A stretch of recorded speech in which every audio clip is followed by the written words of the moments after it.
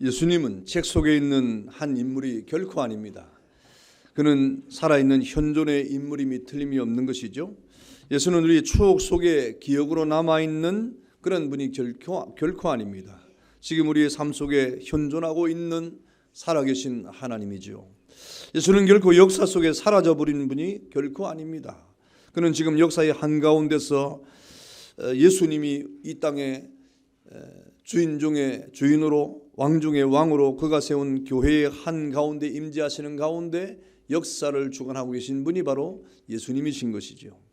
그래서 우주적 왕권을 행사하고 그의 몸된 교회를 영화롭게 하고 계시는데 지금도 개인과 역사의 한가운데 살아계신 확증은 오늘 우리 본문의 말씀처럼 그가 남긴 이 최대의 명령을 통해서 그 교회 운동이 진행되고 있다는 이 엄연한 사실 때문에 예수님은 지금도 우리 가운데 살아계신 분이고 역사 가운데 주인이 되시고 교회의 왕으로 지금 계시고 있다 하는 것을 우리는 깨닫습니다.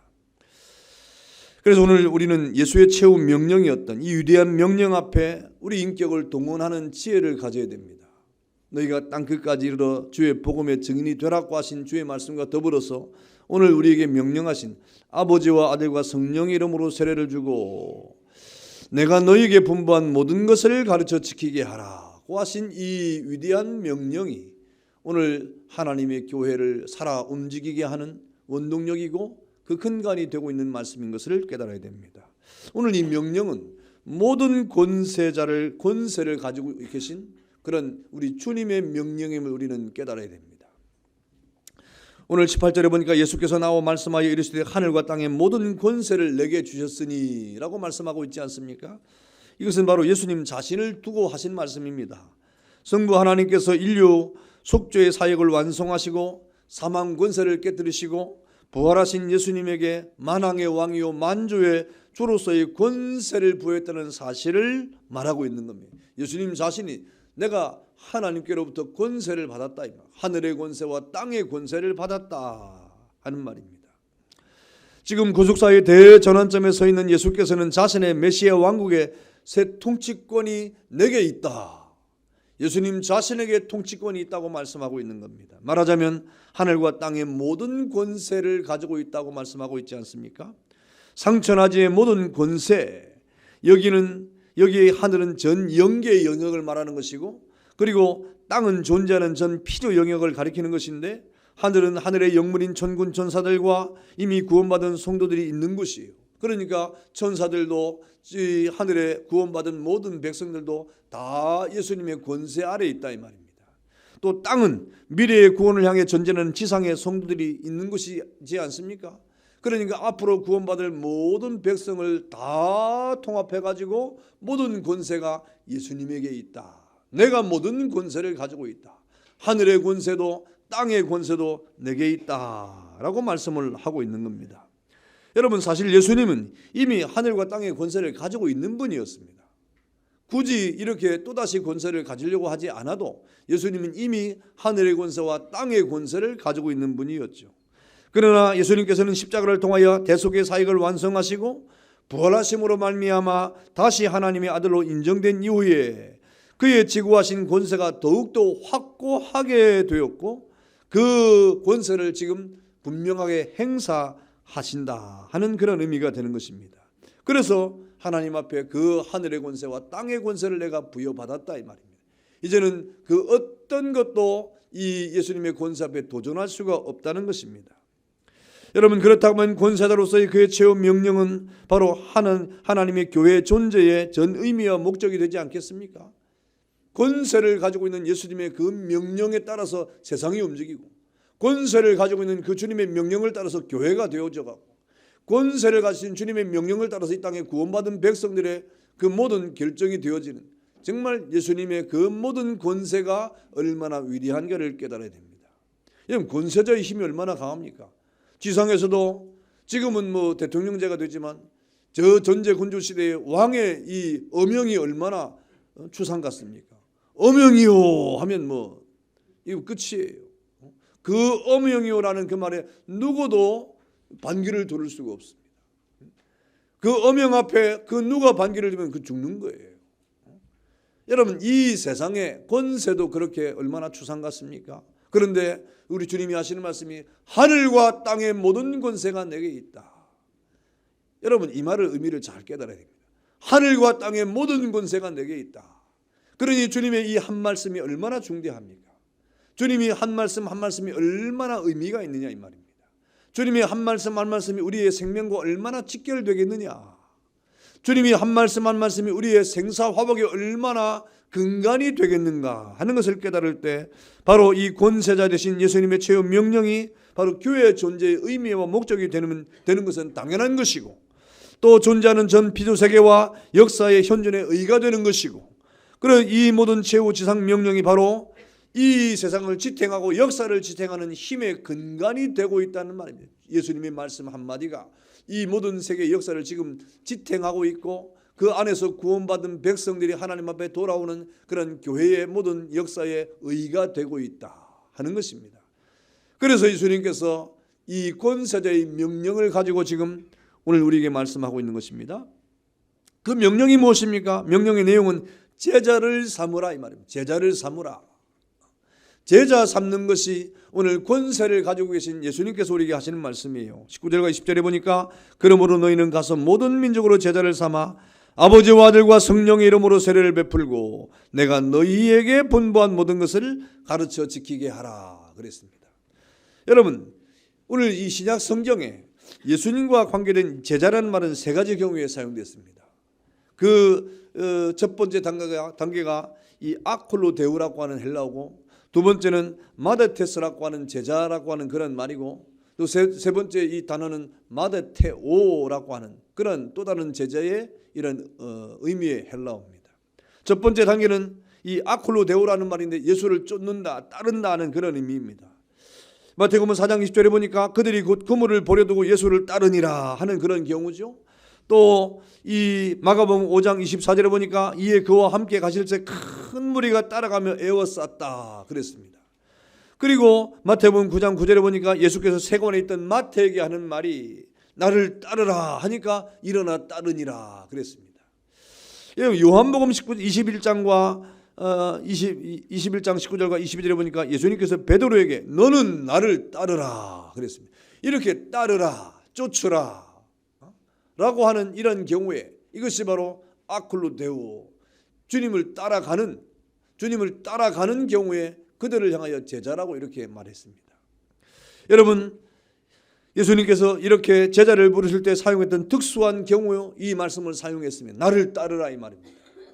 나를 따르라, 팔로미 하는 말입니다. 여러분, 일반 군중들이 길에서 예수를 쫓는 경우도 이 단어를 사용했습니다. 사람들이 우르르 주님을 따라갈 때 이 단어를 사용했습니다.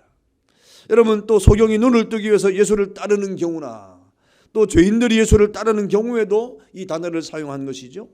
여러분, 이 나를 예수님을 따르라, 예수님을 쫓으라고 하는 이 아클로데오라고 하는 말은 방향 전환을 말하는 거예요. 방향 전환을 말하는 겁니다. 세상적으로 살아가다가 이제는 주님을 따라가는 그런 방향 전환을 의미하고 있는 것입니다. 여러분, 주님과 함께 길을 걸어가는 방향과 목적을 같이 하는 그런 경우에 이런 단어를 사용했습니다. 여러분, 이런 경우에 예수님을 따르는 사람들은 자기 거처나 친척이나 세상 직업을 버려두고 떠나는 그런 값을 지불함으로 예수님을 따랐습니다. 그래서 마태가 세관의 모든 것을 내버려 두고 주님을 따른 거예요. 베드로가 그물을 버려두고 예수님을 따라간 거예요. 그 그물을 버려두는 것을 아까워하지 않았습니다. 세관의 모든 것을 다 직업을 내두고 그리고 주님을 따르는 것을 결코 아까워하지 않았습니다. 이렇게 주님을 따른다고 하는 첫 번째 제자의 그 관문이 바로 주님을 따라가는 것이다, 주님을 쫓는 것이다 그랬습니다. 여러분, 그것은 집과 전토와 부모와 친구와 형제와 이웃과 세상의 영화를 버려두는 희생도 따라가는 겁니다. 더욱이 적극적으로 십자가를 따르고 그것을 진다고 하는 의미를 가지고 있는 거예요. 주님을 따라간다고 할 때 뿐만 아니라 예수를 따른다고 하는 것은 그건 억지로나 아무 보람이 없는 따름이 아닙니다. 주님을 따라가는데 억지로 따라가거나 보람 없이 따라가는 것이 아니라 그 따라가는 그 자체가 세관의 그 모든 것을 버려두고 그리고 자신의 모든 생업에 도구 있던 그물을 버려두고 주님을 쫓아가는데도 기쁨이 충만한 거예요. 자기에게는 경제적인 손해가 따라오고 또 삶의 여러 가지 이 손해가 따라오는데 주님을 따라가는데 이상한 기쁨이 있는 거예요. 세상이 줄 수 없는 기쁨을 가지고 주님을 따라가는 그 제자, 그런 제자를 삼으라. 주님이 그런 명령을 지금 하고 있습니다. 우리도 그런 제자가 되어야 되지만 이 땅을 살아갈 동안에 많은 사람들을 주님의 제자 삼으라고 할 때 그렇게 우리가 하나님 앞에 사명을 감당하는 것입니다. 주님을 따라가는 것이 축복인 줄 알고 따라가는 것입니다. 주님을 따라가는 것이 영광인 줄 알고 따라가는 것입니다. 여러분 몇 년 전에 개콘에서 영광인 줄 알아 그런 말이 있었잖아요. 주님을 따라가는 것이 영광인 줄 알았다 이 말입니다. 주님을 따라가는 것이 기쁨이었다 이 말입니다. 주님을 따라가는 것이 축복으로 간주되었다 이 말입니다. 자기에게는 현실적으로 손해가 따라오고 자기에게 현실적으로 아픔이 따라오고 고난이 따라온다 할지라도 그것보다는 더 주님을 따르는 기쁨이 충만했다. 이것이 첫 번째 단계의 예수를 따라가고 쫓아가는 그런 단계입니다. 두 번째 단계는 본문의 경우인데 제자가 된다 하는 이 말은 마데테스라고 하는 말입니다. 이것은 배우는 거예요. 익히는 거예요. 알게 되는 것을 뜻하는 것입니다. 어떤 이론적인 교훈보다 실제적인 경험이나 실전을 통해서 깨우치는 경우를 말하는데, 예를 들면 예수님의 제자들이 있었는데 이 제자들이 예수님과 3년 동안 공생애 동안에 같이 동고동락을 하지 않습니까? 그때 예수님 앞에서 실천적인 경험을 하는 거야. 예수님을 따라가니까 이 예수님이 기도를 하면 병자가 낫고 오병이의 기적이 일으키고 그런 실제적인 체험을 하지 않습니까? 그런 경험을 통해서 제자가 되어가는 그런 경우를 말하는 것입니다. 그렇다면 이 말은 그 스승의 훈계나 교훈이나 주입식 교훈에서 뿐만 아니라 그 스승의 삶과 행실에서 직접 몸소 체험되어지는 구체적인 배움과 실제적인 배움을 통해서 제자가 되는 겁니다. 그러니 여러분, 우리가 하나님 앞에 제자가 된다고 하는 것은, 주님의 제자가 된다는 것은 주님을 따라갈 뿐 아니라 주님의 말씀을 우리가 실제적으로 경험을 해야 된다 이 말입니다. 그래야 더 깊은 제자의 길로 걸어가는 거예요. 주님을 우리가 따라가는 기쁨도 중대하지만 더 큰 주님의 제자로서의 우리의 사명이 무엇입니까? 하나님의 말씀을 경험하고 하나님의 말씀을 실천하는 가운데 그것이 우리 속에서 어떻게 역사하는가를 깨달을 때 하나님 앞에 더 깊은 제자의 길로 나아가게 됨을 깨닫기를 축원합니다.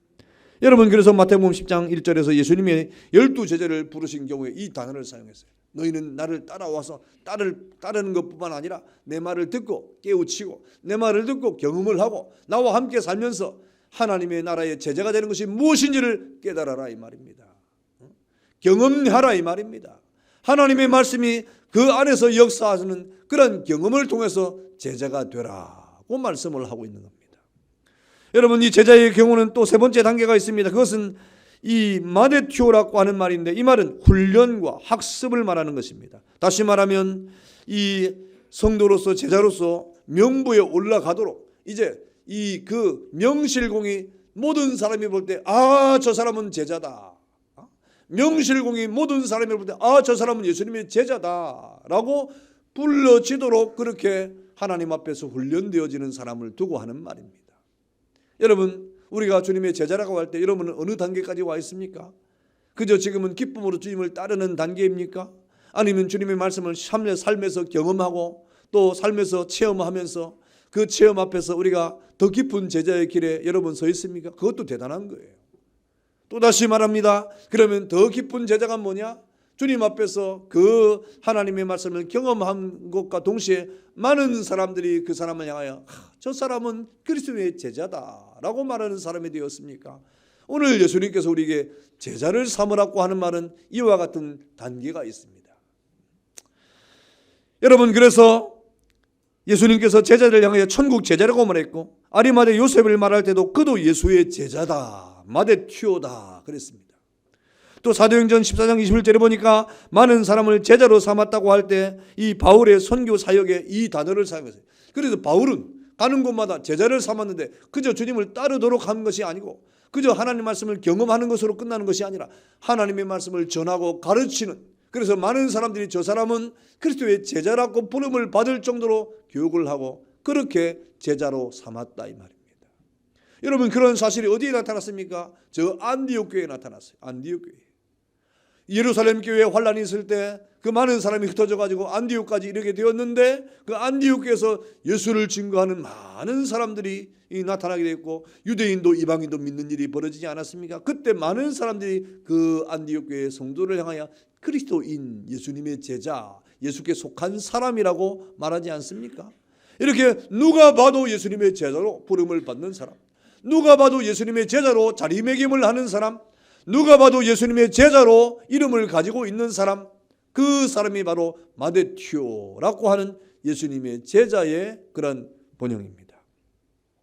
여러분, 이 단계는 쫓는 단계의 제자에서 배우는 단계의 제자를 거쳐 가르치는 단계의 제자가 되는 거예요.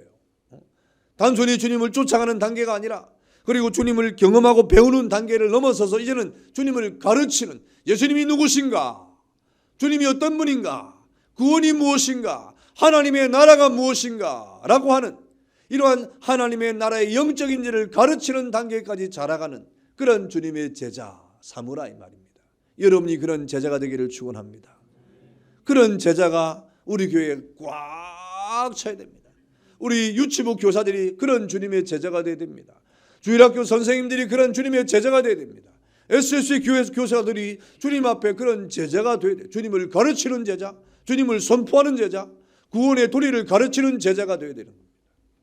여러분, 오늘 권세자이신 예수님이 중대한 체험 명령의 내용은 사람들로 하여금 제자를 삼으라는 것입니다. 너희가 제자를 삼아라 이 말입니다. 이것이 주상 같은 권세를 가지고 있는 예수님의 명령이에요. 거부할 수 없는, 그것을 돌이킬 수 없는, 그 명령을 회소할 수 없는, 우리에게 그 명령이 떨어져 버린, 그래서 우리가 그것을 실천해야만 되는 그러한 우리의 주님으로부터 받은 그러한 명령입니다. 예수를 따르는 사람들을 만들라는 것입니다. 예수를 배우는 사람들을 만들어라 이 말입니다. 그리고 예수를 말하고 가르칠 수 있는 제자를 만들어라.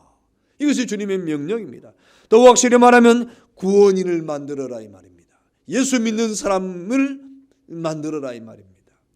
그 길이요 진리요 생명 되신 예수를 쫓고 배우고 가르치는 사람을 만드는 제자화 운동을 해라. 이것이 오늘 주님이 우리에게 추상 같은 명령을 통해서 주고 있는 말씀입니다. 여러분, 다음으로 이 예수님의 제자는, 이 제자 삼기 위해서 예수님은 세 가지 요건을 말해 주었어요. 그러면 제자를 어떻게 삼을 것이냐? 그 주님을 따르는 제자, 주님 앞에 배우는 제자, 주님을 가르치는 제자 되려면 어떻게 되느냐? 오늘 그 요건을 말하고 있습니다. 그러려면 우리는 첫 번째는 가라 이 말입니다. 가만히 있지 말고 가라 이 말입니다. 오늘 19절에 보니까 그러므로 너희는 가라 그랬습니다. 그러므로 너희는 가라. 여러분, 이 명령입니다. 강한 명령입니다. 하늘과 땅의 모든 권세를 가진 지전무상하신 그 예수님의 추상 같은 명령이 가라 이 말입니다. 여러분, 이 가라는 명령을 받고 가만히 있으면 되겠습니까? 왕이 이 신하들에게 가라고 명령하고 전쟁이 벌어졌을 때 그 장군들을 모아놓고 그 모든 군사의 이 권세를 가지고 있는 왕이 그 군사를 파견하고 파송을 하는데 안 가면 되겠습니까? 그건 반역이에요. 그건 있을 수 없는 일입니다. 그런데 우리 예수님께서 추상 같은 명령을 통해서 그러므로 너희는 가라. 여러분, 우리가 성경을 읽을 때 너무 성경을 온화하게 읽어요. 너무 성경을 가볍게 읽어요. 너무 성경을 이렇게 아주 이 둥글납작하게 읽어가지고 주님께서 가라고 하면 가도 되고 안 가도 되는 것처럼 여깁니다. 그렇지 않습니다. 여러분, 이 세상의 그 어떤 명령보다도 더 강하고 더 분명하고 더 추상 같은 명령이 주님의 명령임을 깨닫기를 축원합니다. 그러므로 너희는 가라 그랬습니다. 여러분, 그의 제자들 곧 너희에게 하신 명령입니다. 가야 할 영역이 모든 족속이 사는 곳이라 이 말입니다. 천국 복음이 전파되어야 될 그런 장소가 모든 민족입니다. 온천한 만민입니다. 각 나라와 족속과 백성과 방언이라고 하는 요한계시록의 말씀처럼 우리가 이 이상을 향하여 나아가는, 사도행전 1장 8절에 예루살렘과 온 유다와 사마리아 땅 끝까지 우리가 가야 될 곳이 바로 영역이 확실하게 정해졌어요. 예수님께서 가라고 명령했는데 어디로 갈지 모르는 것이 아닙니다. 어디 가야 좋을지, 그건 우리가 연약해서 그런 거예요. 주여 인도하소서, 안 가고 싶어서 그런 거예요. 어찌해야 좋을지 마음이 안 가고 싶은 거예요. 주여 알려주소서, 알려줬어요 이미 다. 뭘 또 알려줍니까? 너희는 그러므로 가라 이 말입니다. 유다로 가고 예루살렘으로 가고 사마리아로 가고 땅끝까지 가라. 온 천하 만민에게 가라 이 말입니다. 이 땅에 나라와 족속과 백성과 방언들에게 가라 하고 그 모든 영역을 확실하고도 분명하게 우리에게 말씀해 주지 않았습니까? 말하자면 전 세계입니다. 그래서 18세기에 저 영국의 유명한 전도자인 요한 웨슬리는 온 세계가 나의 교구다, 전 세계가 나의 교구다 하면서 세계를 향하여 선교를 했습니다. 그래서 참된 교회는 주께로부터 받은 이 세계를 받은 것입니다. 그래서 우리 교회가 세계를 받은 교회라고 지금 말하고 있잖아요. 이 조그만 교회가 세계를 받은 교회, 뭐 어디 맨날 세계를 받은 교회 이렇게 뭐 테두리를 둘러놓고 도대체 뭘 세계를 받았느냐 이 말입니다. 여러분 가슴으로 세계를 품어야 됩니다. 저 아프리카를 품고 저 유럽을 품고 저 남아메리카를 품고 북미를 품고 저 오세아니아를 품어야 민영이가 생각나는 거예요. 그리고 저 아시아를 품어야 우리가 그 아시아에 있는 사람이 생각나는 거예요. 품지 않으니까 기억을 못하는 거예요. 세계를 품어야 세계인이 생각이 나는 것입니다. 여러분 전 세계로 가야 됩니다. 육로를 향해 가고 저 바다의 이 항해를 통해서 가고 그리고 저 공중의 항로를 통해서 가는 때를 가리지 않고 우리가 가든지 보내든지 선교의 사명들이 바로 그러므로 너희는 가라고 하는 추상 같은 주님의 명령을 깨닫기를 축원합니다. 이 명령을 받은 사람들이 복 있는 사람이에요. 이 명령을 안 받으면 아무 데도 안 갑니다. 가만히 있어가지고 생각도 멈추고 마음도 멈추고 그리고 행동도 멈춰가지고 도대체 뭘 할지 모르는, 손이 굽어가지고 아무것도 하지 못하는 그런 우리의 인생의 삶에 무슨 의미가 있겠습니까? 가는 자에게 하나님의 의미가 있습니다. 두 번째는 무엇입니까? 세례를 주어라 그랬습니다. 19절에 보니까 아버지와 아들과 성령의 이름으로 세례를 베풀어라 그랬습니다. 이것도 명령입니다. 필연적인 명령입니다. 아버지와 아들과 성령의 이름으로 세례를 베풀어라고 하는 분명한 말씀을 하고 있습니다. 여러분 세례가 뭐예요? 세례는 하나님의 영에 성령의 영으로 인을 치는 겁니다. 하나님의 이름으로 성령이 인을 치는 겁니다. 성령께서 친히 역사하사 그를 하나님의 소유로 세상에서 구별시키는 그러한 이 일이 바로 세례라고 하는 일이에요. 성령 세례를 받은 자에게는 그 표징으로 무엇을 줍니까? 물 세례를 주는 겁니다. 그래서 세례 공부를 할 때 제가 늘 물어봐요. 세례가 몇 가지가 있느냐? 두 가지가, 대답을 잘해야 되거든요. 두 가지가 있습니다. 뭐냐? 물 세례가 있고 성령 세례가 있습니다. 그러면 당신은 무슨 세례를 받았느냐? 근데 말을 잘해야 돼요. 물 세례를 아직도 안 받았거든요. 성령 세례를, 그러면 성령 세례가 먼저냐? 물 세례가 먼저냐? 성령 세례가 먼저입니다. 하나님 앞에 영의 은혜를 먼저 받아야 돼요. 그래야 물 세례를 주는 거예요. 인침은 표입니다. 표적입니다. 그래서 그 물 세례의 표정을 통해서 주님의 교회의 공동체의 일원이 되었음을 선포하는 것이 세례식이라고 하는 거예요. 이 세례식이 얼마나 중대합니까? 하나님의 자녀로서 세상과 구별된 그런 백성임을 선포하는 것이 얼마나 중대합니까? 지금은 하나님의 교회에서 지금 행하고 있지만 초대교회 세례는 달랐어요. 여러분 초대교회가 어떤 때입니까? 예수를 믿으면 감옥에 가는 시대입니다. 예수를 믿으면 핍박을 받는 시대입니다. 예수를 믿으면 어떻게 됩니까? 출교를 당합니다. 출교. 여러분 이 출교란 말을 여러분 이해를 못하면 안 돼요. 출교는 유대 사회에서 그 모든 것이 중단되는 거예요. 그래서 성 밖에 버려지는 겁니다. 들어오지도 못하고 사람들과 대화도 못하고 유대인들의 상점에 뭘 사지도 못하는 그런 모든 삶의 그런 경제권이 끊어지고 사회성이 끊어지는 그 내용이 출교예요. 예수를 믿으면 그렇게 되는 겁니다. 그런데 초대교회에 이 예수 믿는 사람이 세례를 받았어요. 세례를 받아서 어디서 받습니까? 이렇게 모여서 안 받았어요. 요단강에 가서 받아요. 요단강에. 사람들이 다 보는 가운데 요단강에서 세례를 물속에 쑥 들어갔다 이렇게 나왔습니다. 그 광경을 사람들이 다 봅니다. 예수 믿는 사람도 보지만 예수 안 믿는 그 당시에 유대인도 봅니다. 바리새인도 봅니다. 서기관도 봅니다. 제사장들 와서 딱 보고 있습니다. 아, 저 사람이 세례를 받았구나. 저놈은 예수 믿는 사람이구나. 이제 저 사람을 핍박해야 되겠다. 딱 마음을 먹는 거예요. 공개적으로 나는 예수 믿습니다. 그래 초대교회에 예수 믿는다고 하는 이 세례를 받는 것은 나는 지금 죽어도 좋다는 그런 자신의 고백이에요. 생명 내걸고 세례를 받았습니다. 생명을 내걸고 세례를 받았어요. 왜? 지금 죽어도 나는 예수 믿기 때문에 천국 간다 이 말입니다. 그러니 죽음을 두려워하지 않고 불사하고 세례를 받는 일이 벌어진 겁니다. 그런데 지금은 우리는 우리끼리 세례를 받으니까 세상 사람들이 세례를 받았는지 안 받았는지 모르잖아요. 우리도 저 어디 대구역 광장에서 세례를 받았으면 좋겠어. TV 중계를 하면서 이 사람은 예수 믿는 사람이다 하고 막 그리고 광고를 하면서 세례를 받든지. 도대체 우리의 세례가 얼마나 연약해졌는가? 도대체 우리의 세례의 고백이 얼마나 가벼워졌는가? 아버지와 아들과 성령의 이름으로 세례를 받는다고 하는 것은 내가 적어도 세상 가운데 살아갈 동안에 하나님의 자녀로 살겠습니다. 예수 믿는 사람으로 살겠습니다. 세상 사람과는 구별된 삶을 살겠습니다고 하는 자신의 믿음의 고백 아닙니까? 그런데 우리가 세례를 얼마나 가볍게 여기고 이미 여기에 세례받은 사람이 꽉 찼어요. 그렇다고 하면 여러분은 세상과 구별된 삶을 살아가기로 고백한 사람들 아니겠습니까? 그리고 오늘 한 예수님께서 너희는 가가지고 세례를 주라고 하면 그냥 하는 말이 아니에요. 세례를 뭐 그냥 주면서 행위로 끝나는 것이 아니라 적어도 구별된 삶을 살아가는 제자로 길러내라 이 말입니다. 그리고 세 번째 권이 무엇입니까? 20절 중에 보니까 내가 너에게 분부한 모든 것을 가르쳐 지키게 하라 그랬습니다. 이 가르치다는 디다스코라는 말은 이 전쟁 중에 군사들을 훈련시키는 전투에 투입하기 위해서 훈련시키는 그런 실제적 교훈을 말하는 교육을 말하는 것입니다. 무엇을 가르치라 이 말입니까? 내가 너에게 분부한 모든 것입니다. 그 모든 것이 뭐예요? 천국 복음이에요.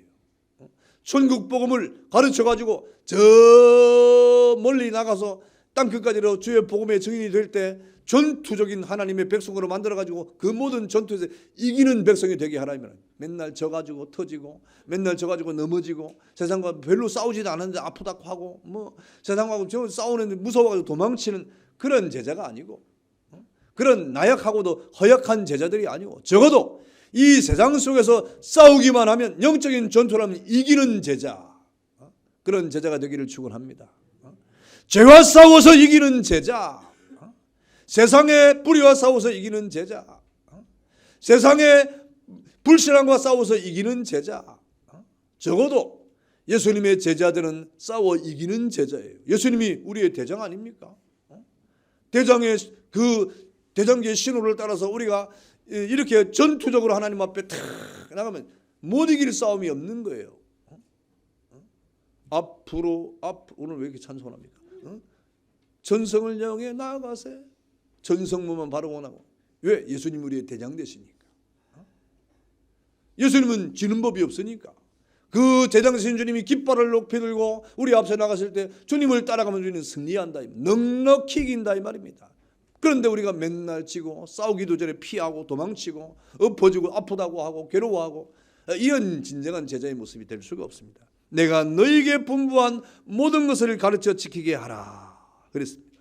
여러분 왜 그 하나님의 나라의 복음을 증거하라고 말합니까? 왜 그것을 가르쳐 지키게 하는 것입니까? 요한복음 5장 39절에 보니까 너희가 성경에서 영생을 얻는 줄 생각하고 성경을 연구하거니와 이 성경이 곧 내게 대하여 증언하는 것이라. 성경이 영생을 얻게 하는 지름길이기 때문입니다. 성경이 예수님을 깨닫는 하나님의 은혜이기 때문에 그렇습니다. 요한복음 6장 31절에 오직 이것을 기록하면 너희로 예수께서 하나님의 아들 그리스도이심을 믿게 하려 함이요 또 너희로 믿고 그 이름을 힘입어 생명을 얻게 하려 함이라. 이 천국 복음은 우리에게 생명을 주기 때문에 이 세상에 제자들을 가게 하고 보내면서 천국 복음을 전파하는 가운데 세례를 주는 것은 바로 생명의 역사를 감당하는 생명작용입니다. 그것을 지키게 하라고 했습니다. 여러분 지킨다는 말은 보존하는 거예요. 붙드는 거예요. 놓치지 않은 거예요. 진지를 사수하는 것처럼 하나님의 복음이 내게 전달이 되었을 때 그것을 붙들고 놓지 않고 지키는 것이 오늘 이 복음에 대한 우리의 각오가 되어야 되는 것입니다.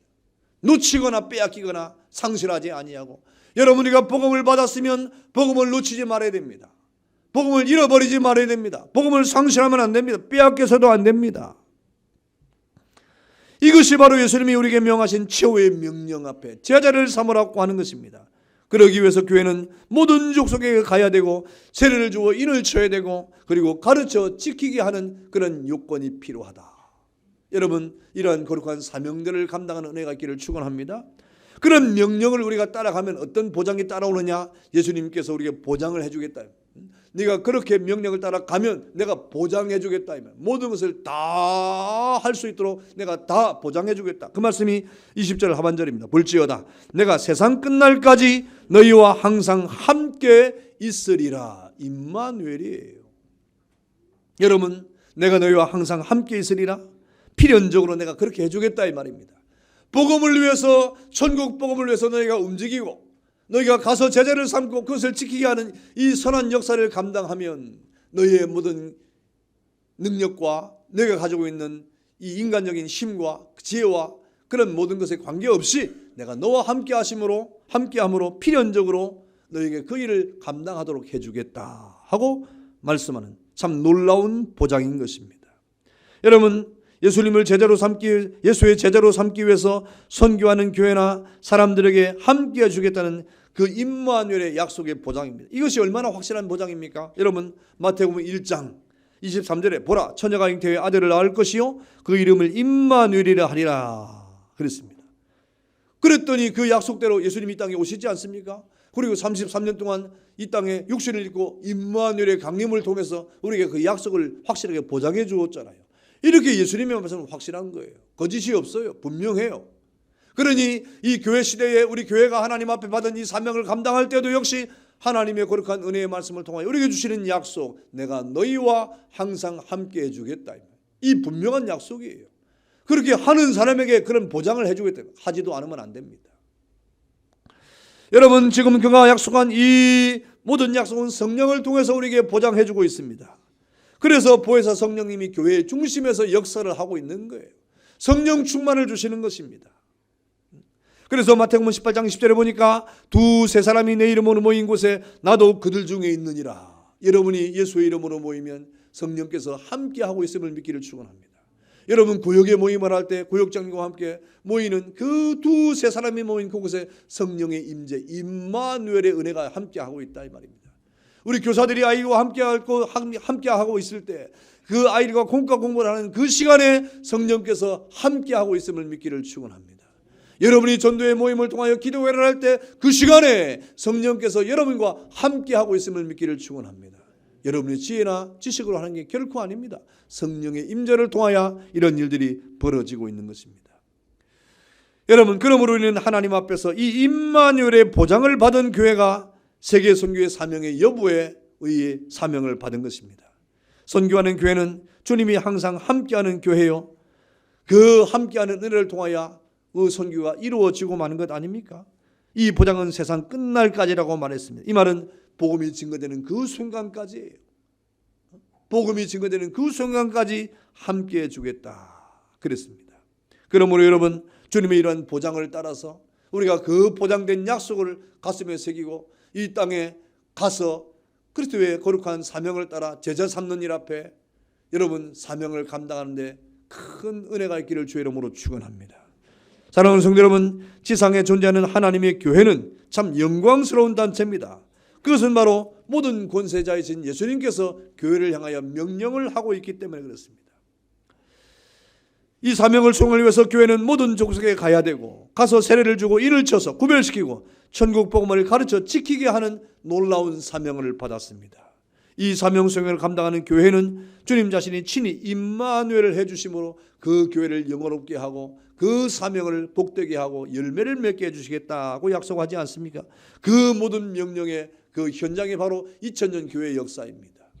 그 교회 역사가 지금까지 계속될 수 있는 것은 바로 주님의 이러한 추상 같은 명령과 보장의 약속이 있었기 때문에 가능한 것이다. 그러므로 여러분, 주님의 명령을 따라가서 제사 삼는 일을 통해서 땅 끝까지 그리스도의 증인이 되는 것이 얼마나 복된 일입니까? 그것이 우리에게 그 명령이 주어졌습니다. 그럼 우리는 가서 제자를 삼는 일 앞에 그 사명을 감당해야 됩니다. 여러분의 직분을 따라 사명을 따라 이 선한 역사를 행함으로 여러분의 삶이 복이 있기를 주의 이름으로 축원합니다. 다 같이 한번 기도하겠습니다.